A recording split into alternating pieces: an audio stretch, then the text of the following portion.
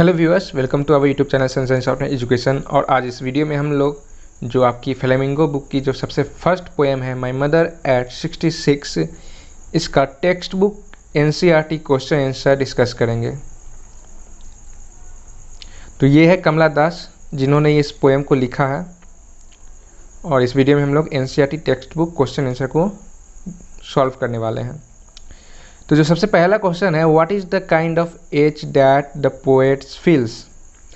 Poets जो है कमला दास कौन सा दर्द जो है, कौन सा तकलीफ़ इस पोएम में महसूस करती है। तो जो कमला दास है वो जो एज फील करती है वो है अपनी माँ को खोने का दर्द, परमानेंट खोने का दर्द, यानी कि उन्हें अपनी माँ की हमेशा के लिए इस दुनिया को छोड़ जाने का दर्द उन्हें महसूस होता है इस पोएम में।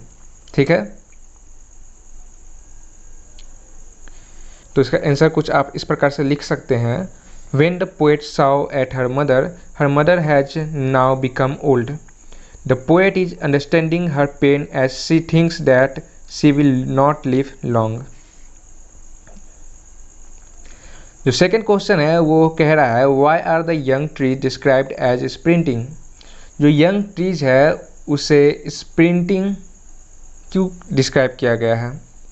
तो यंग ट्रीज जो है हमारे यंग एज को रेफ़र कर रहा है और स्प्रिंटिंग का मतलब दौड़ना है, यानी कि तेज़ी से बढ़ना।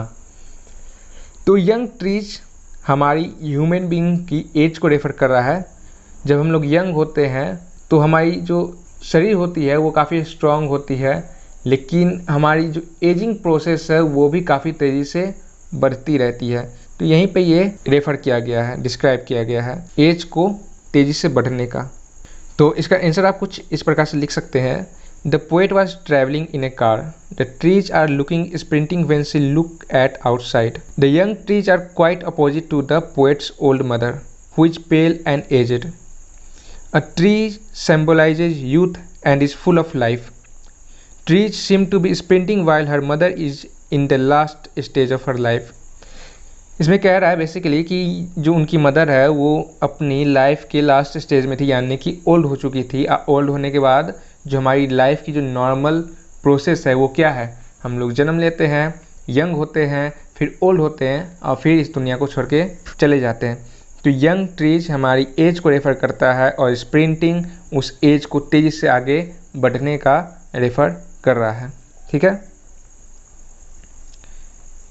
Now the next question is, why has the poet brought in the image of the merry children spilling out of their homes?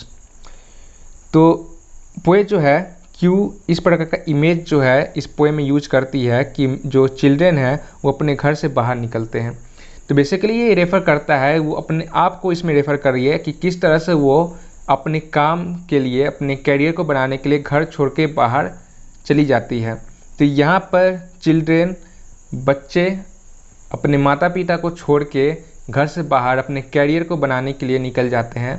कई बार ऐसा होता है कि हमें अपने माता पिता से मिलने का मौका नहीं मिलता है और हमारे माँ बाप जो होते हैं, हमारे माता पिता, वो काफ़ी अकेले पड़ जाते हैं, उन्हें अपनी ज़िंदगी जो है वो अकेले गुजारनी पड़ती है। तो यहीं पर जो पोएट है इस इमेज को इसलिए यहाँ पर शो की है। तो इसका आंसर आप कुछ इस प्रकार से लिख सकते हैं। The poet while returning from her native place sees the joyous children rushing out of their homes into the open to play. These young children, full of energy and life, are a sharp contrast to the ashen visage of her mother, who is weak, dull, and lifeless at the age of 66. The enthusiasm and vitality of the children brings home more emphatically the painful realization that her mother may breathe her last any day in the near future.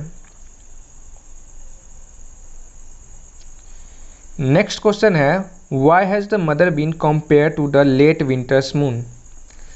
उन्होंने, कमला दास ने अपनी mother को late winter's moon से compare क्यों किया। तो आप देखिएगा विंटर्स में जो मून होती है, फुल मून, वो जनरली रेडिश येलोइश कलर की होती है।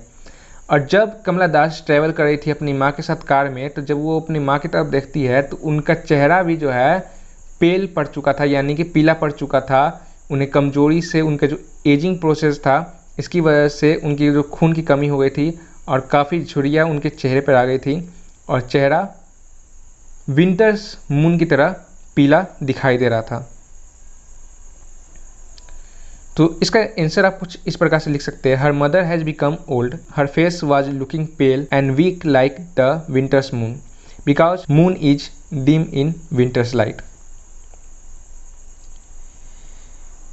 नेक्स्ट क्वेश्चन है, what do the parting words of the poet and her smile signify.